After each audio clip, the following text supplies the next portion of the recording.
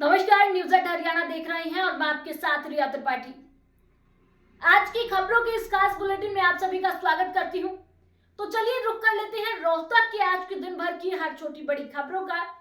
देखिए मेरे साथ क्या है रोहतक में खास हेडलाइन के साथ। रोहतक जिले में वन एवं वन्य जीव मंत्री राव नरबीर सिंह ने शेर के 7 बच्चों के नाम रखे। इनमें से 3 शावक मेल और 4 फीमेल हैं।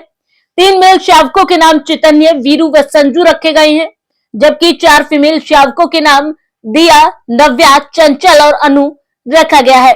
जिन शावकों के नाम रखे गए हैं उनमें 2 बच्चे शेर धीरा के हैं। मंत्री राव नरबीर ने कहा कि जंगल सफारी को लेकर पिछले दिनों नोटिफिकेशन जारी हुआ, इसके लिए सुप्रीम कोर्ट से अनुमति लेनी है। सरकार ने फाइल लगा दी है, उम्मीद है कि 6 महीने के अंदर अनुमति मिल जाएगी। इसके बाद प्रधानमंत्री नरेंद्र मोदी से इसका उद्घाटन करवाने की योजना बनाई गई है। राव नरबीर ने बताया कि जंगल सफारी का प्रोजेक्ट 10,000 एकड़ का है। इसके लिए जामनगर की वनतारा व नासिक की सफारी का फरवरी में निरीक्षण किया जाएगा। इसके बाद हरियाणा की अरावली में जंगल सफारी के प्रोजेक्ट पर काम शुरू किया जाएगा। वासियों का भी शुक्रिया अदा करता हूं कि इनके सहयोग से ये जू चल रहा है। और आज नामकरण संस्कार है। 4 मेल हैं और 3 फीमेल हैं। 3 मेल 4 फीमेल। 3 मेल और 4 फीमेल हैं। तो नाम तो मेल का एक तो भाई मैं अपनी तरफ से चैतन्य रखता हूं और एक वीरू, और फीमेल का नाम एक का दिया और एक का नव्या। 2 नाम और बताओ साहब। एक सर मेल का रखो संजू जी। संजू, एक का है जी एक संजू, एक ना जो चंचल बहुत है सबसे ज्यादा, उसका चंचल चंचल फीमेल का चंचल भी है। ठीक है जी। और एक मेल रह गया, एक फीमेल रह गई सर। फीमेल रहेगी एक अनु फीमेल। अनु रख दिया। स्थापित करने का क्या प्रोजेक्ट है? जंगल सफारी का नोटिफिकेशन हुआ है टूरिज्म डिपार्टमेंट से फॉरेस्ट डिपार्टमेंट और वाइल्ड लाइफ को। अभी पिछले हफ्ते 8-7 दिन हुए हैं उसको।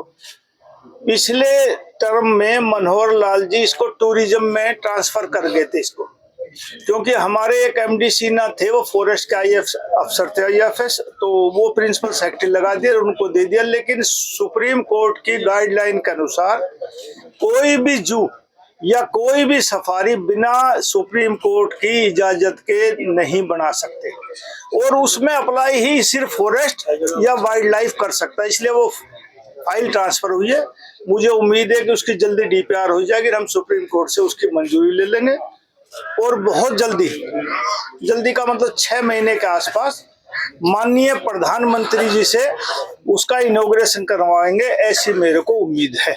क्योंकि जब ये शुरू में पिछली बार हमने प्रोजेक्ट शुरू किया तो माननीय प्रधानमंत्री जी का ड्रीम प्रोजेक्ट था कि हरियाणा नहीं, एनसीआर में एक सफारी बढ़नी चाहिए।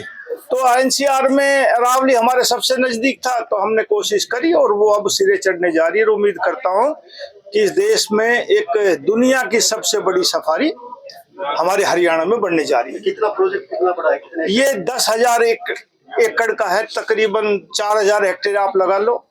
और आज के दिन जैसा हम सुनते हैं कि दुनिया में सबसे बड़ी सफारी 1,000 हेक्टेयर में 2,500 एकड़ में शारजाह में है, जिसका पिछले 1-1.5 महीना पहले मैं देख के भी आया हूँ। अच्छी सफारी है वो। और 2-3 सफारी जैसे अभी अंबानी जी ने एक जामनगर में वनतारा खोल रखी है, एक नागपुर के आसपास सफारी, ऐसी 2-3 सफारी हम फरवरी के महीने में उनको देखेंगे और उस हिसाब से इसकी डीपीआर तैयार करवा के और जल्दी इसका शिलान्यास करवाएंगे। हरियाणा के पूर्व मुख्यमंत्री भूपेंद्र सिंह हुड्डा आज रोहतक पहुंचे। इस दौरान उन्होंने कांग्रेसी कार्यकर्ताओं से मुलाकात कर आगामी निकाय चुनाव को लेकर चर्चा भी की। साथ ही उन्होंने मदीना के भाईचारा कार्यक्रम में बतौर मुख्य अतिथि शिरकत की। उन्होंने कहा कि चुनाव से पहले जो बीजेपी कौशल निगम के तहत लगे सभी कर्मचारियों को पक्का करने की बात करती थी, अब वह सिर्फ 5 साल वालों को पक्का करने की बात बोल रही है। जबकि हाईकोर्ट ने भी इस नीति को लेकर सरकार को न सिर्फ फटकार लगाई है बल्कि जुर्माना भी लगा है। यह स्पष्ट है कि बीजेपी ने सिर्फ चुनावी लाभ लेने के लिए बड़े बड़े वादे और दावे किए थे। दी रोहतक केंद्रीय सहकारी बैंक लिमिटेड रोहतक के प्रधान व उप प्रधान पद का चुनाव बैंक के मुख्यालय परिसर में हुआ। पीठासीन अधिकारी उप रजिस्ट्रार प्रधानाचार्य सीसीएम रोहतक सतीश कुमार रोहिला ने बताया कि चुनाव प्रक्रिया में निदेशक मंडल के निर्वाचित सदस्य एवं रजिस्ट्रार सहकारी समितियां हरियाणा के प्रतिनिधि के रूप में सरिता राठी, उप रजिस्ट्रार सहकारी समितियां रोहतक एवं प्रबंध निदेशक हरको बैंक के प्रतिनिधि के रूप में महाप्रबंधक कुलदीप कौशिक ने भाग लिया। निदेशक मंडल के निर्वाचित 9 सदस्यों सहित रजिस्ट्रार सहकारी समिति हरियाणा एवं प्रबंधन निदेशक हरको बैंक के प्रतिनिधि के समर्थन से हरीश कौशिक को प्रधान एवं अभिमन्यु को उप प्रधान चुना गया। मैं हमारे मुख्यमंत्री श्री नायब सिंह सैनी जी का धन्यवाद करना चाहूंगा। मैं हमारे प्रदेश अध्यक्ष मोहनलाल बड़ोली जी का धन्यवाद करना चाहूंगा। मैं हमारे सहकारिता मंत्री डॉक्टर अरविंद शर्मा जी का धन्यवाद करना चाहूंगा। मैं पूर्व सहकारिता मंत्री मनीष ग्रोवर जी का धन्यवाद करना चाहूंगा।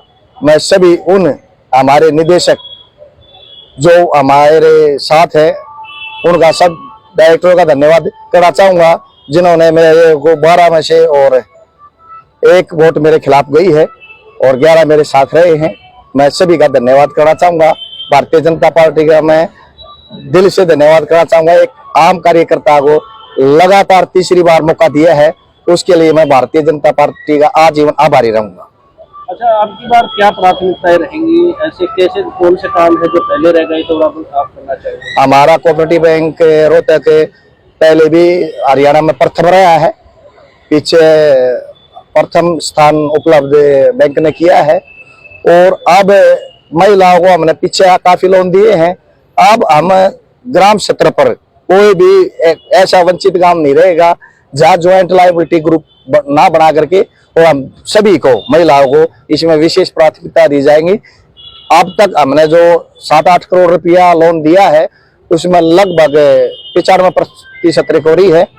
बैंक इसलिए महिला को आगे बढ़ाएगा और आम रूटीन जितने भी जो हमारे काम है वो तत्पर होंगे। एक ब्रांच खोलने की बात सामने आई थी और गाँव में जी और भी ध्यान दिया जा रहा है।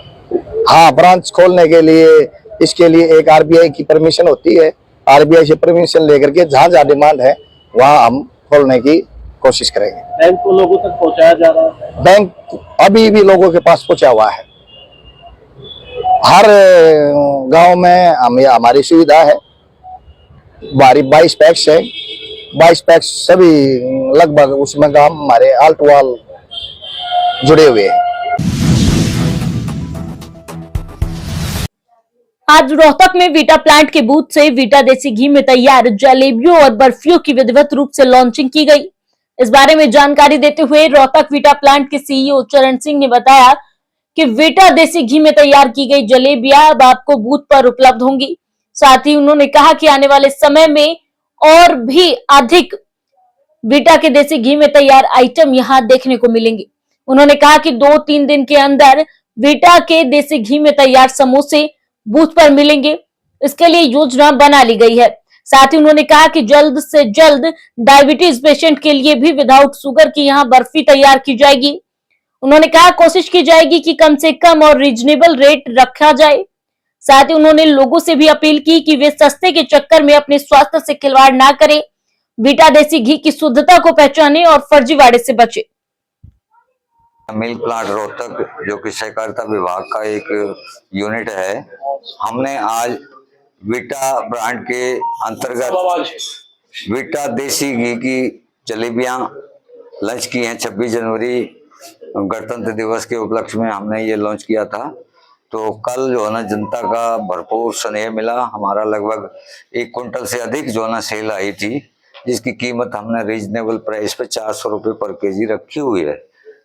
जो बल्कि दूसरे जो अपना बीकानेर वगैरह जो स्वीट्स वाले हैं वो लगभग 600 रुपये केजी इसी माल को बेच रहे हैं, जबकि घी की गुणवत्ता हमारी उनसे ऊपर है। और हमारी जलेबी भी जो कल जो जिन्होंने यूज की है उन्होंने मतलब उससे अच्छी बताई है कंपेरेटिवली।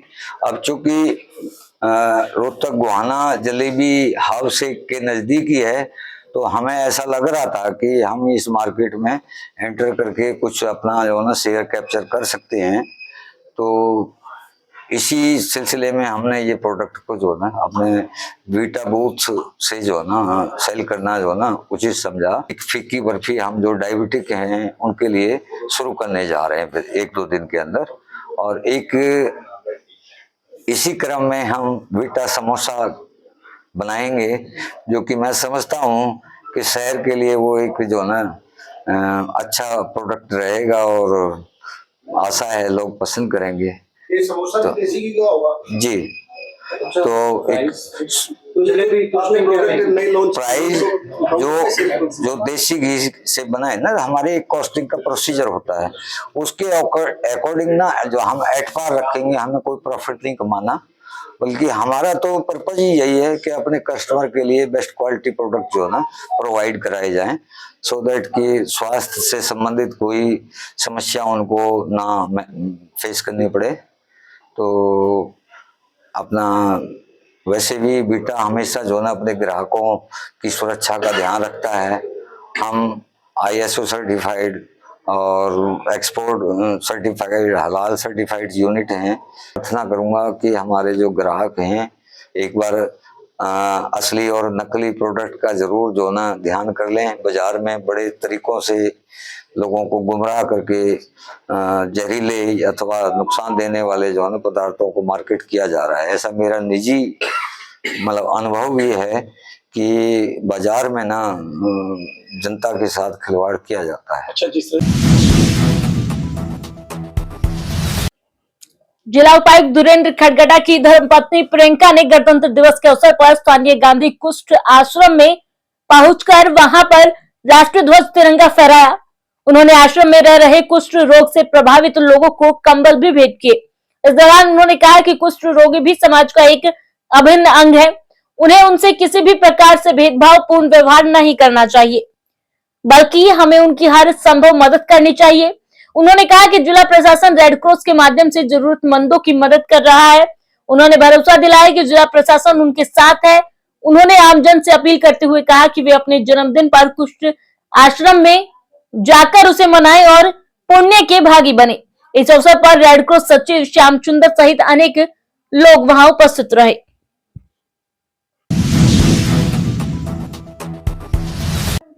जिला उपायुक्त धीरेन्द्र खडगटा ने बताया कि शहर में गणतंत्र दिवस के अवसर पर शुरू की गई सिटी बसों में नागरिकों का 1 फरवरी तक कोई किराया नहीं लगेगा, यानी नागरिक फ्री में सफर कर सकेंगे।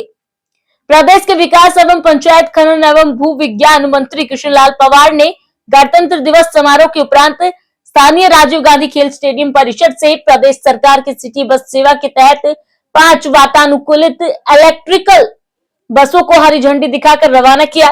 प्रदेश सरकार द्वारा जिला वासियों को इलेक्ट्रिकल बसों की सौगात दी गई है।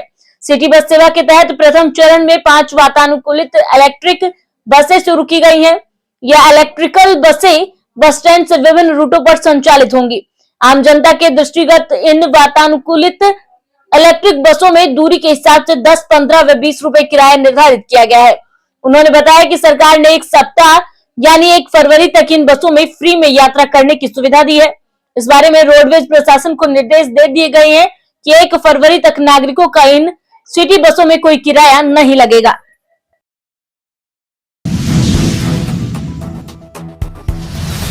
आज के लिए इतना ही, मुझे दीजिए इजाजत। कल फिर मुलाकात होगी नई खबरों के साथ।